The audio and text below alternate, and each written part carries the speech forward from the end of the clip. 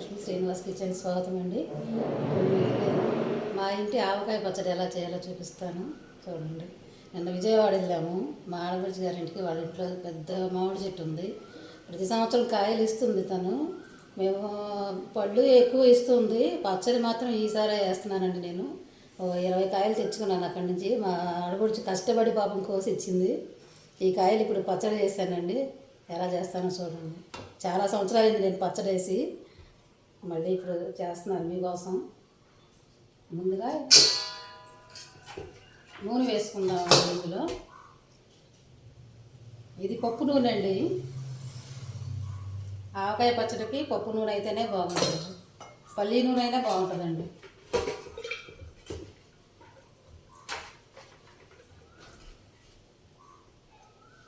దీంతో ఇది సేరు అండి, 4 సేర్లు ముక్కలు వేసుకోవాలి ఇందులో.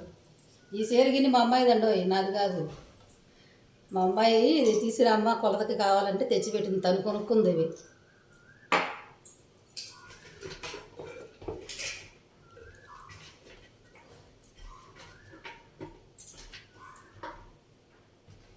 రెండు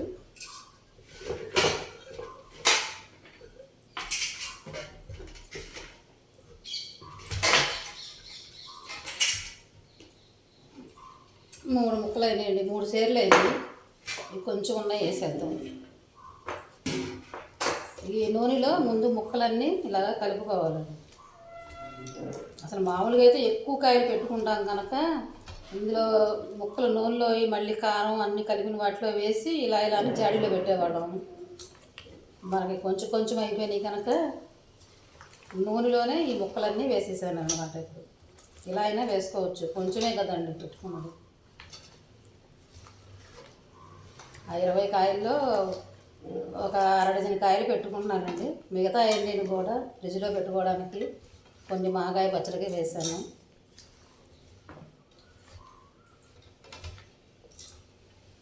నూనె కలిసిపోయింది కదా ఇప్పుడు.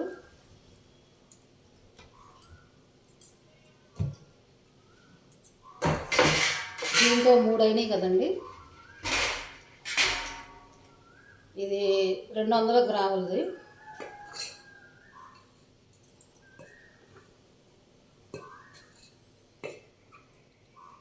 కారం 2 వేసుకుందామండి.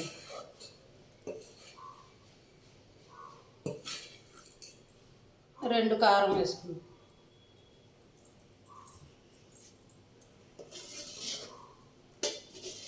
రెండు కారం వేసుకున్నాం కదా.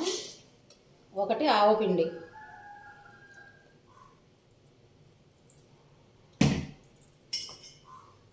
దీంతో అరేమో మెంతిపిండి. అర సరిపోద్దండి మెంతిపిండి, అర.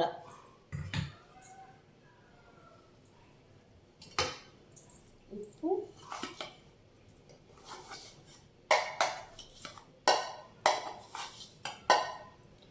ఒకటి వేసుకుందామండి. తర్వాత 3వ రోజు కలుపుకొని చూసుకొని వేసుకోవచ్చు. ముందే ఉప్పు ఎక్కువ వేసేసుకోకూడదు అన్నమాట. ఎక్కువ వేసేసుకుంటే ముక్కగా బాగా ఉప్పగా అయిపోతుంది. 3వ రోజు మనం చూసుకొని కలుపుకున్నాం అనుకోండి, ఆ ఉప్పు చక్కగా ఊటకు వస్తుంది, ఊట టేస్ట్ వస్తుంది అన్నమాట. కొంచెం పసుపు చిటికెడు,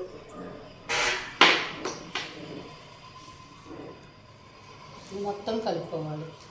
వెల్లుల్లిపాయలండి, 1/2 కేజీ వెల్లుల్లిపాయలు ఇలా ఒలుచుకొని చక్కగా ఇలా పెద్ద పెద్ద రంగులో వేస్తే బాగుంటుంది అన్నమాట, టేస్టీగా.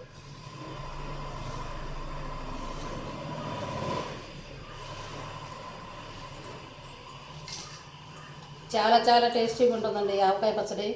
మా పిల్లలకి మా వాళ్ళకి అందరికీ చాలా ఇష్టం అన్నమాట ఈ పచ్చడి. నేను పచ్చడి వేసి చాలా సంవత్సరాలు అయింది, మళ్ళీ ఇప్పుడు చేస్తున్నాను నేను.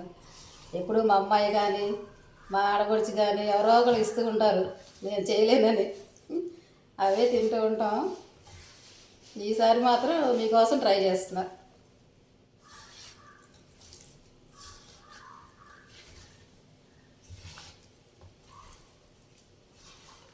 అందరూ చూస్తున్నారు కానీ లైక్లు చేయట్లేదు, సబ్స్క్రైబ్ చేయట్లేదండి. సబ్స్క్రైబ్ చేయండి, లైక్ చేయండి.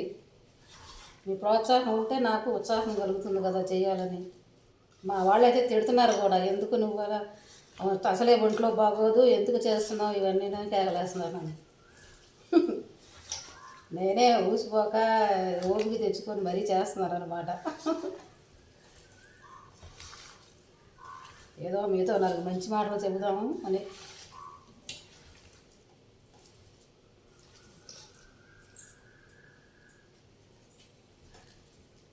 చూసారా, ఇవన్నీ జాడీలో పెట్టేసుకున్నామండి. ఇదిగోనండి ఆవకాయ. మూడవ రోజున ఇది మళ్ళీ చక్కగా కలుపుకొని కారం తగ్గితే కారం, ఉప్పు తగ్గితే ఉప్పు వేసుకోవడమే. ఆవపిండి, మెంతిపిండి అవన్నీ సరిపోతాయి చక్కగా. చూడండి ఎంత బాగుందో కలర్ఫుల్గా ఆవకాయ. అది కానండి సూపర్ కదా. జాడి చక్కగా కడిగి ఎండలో పెట్టుకున్నాను అనమాట. జాడీలో పెట్టేసుకుందాం. కొంచెం ఉప్పు వేసుకొని అడుగున పెట్టేసుకుందాం.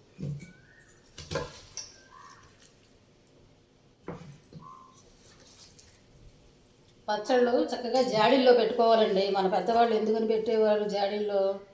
ప్లాస్టిక్ డబ్బాలు వాటిల్లో పెట్టకూడదు. జాడీలో పెడితే చక్కగా చాలా రోజులు నిల్వ ఉంటుంది. పచ్చడి బాగుంటుంది టేస్టీగా.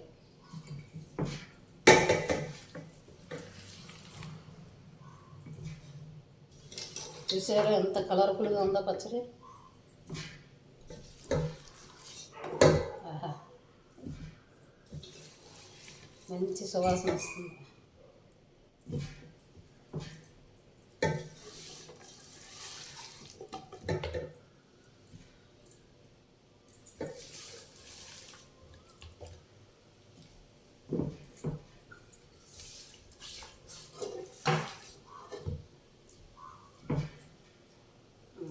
అయిపోయిందండి. మూడవ రోజున చక్కగా కలుపుకొని నూనె తగ్గితే నూనె, ఏది తగ్గితే అది వేసుకొని టేస్ట్ చేసి చక్కగా మూత పెట్టుకొని దీనికి ఒక తెల్లటి క్లాత్ కట్టుకుంటే నిల్వ ఉంటుందండి.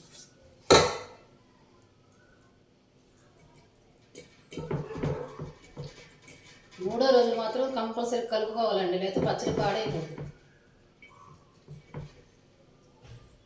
పైన కొంచెం ఉప్పు వేసుకుంటే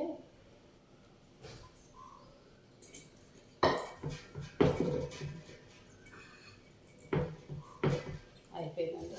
ఇదిగోనండి పచ్చడి.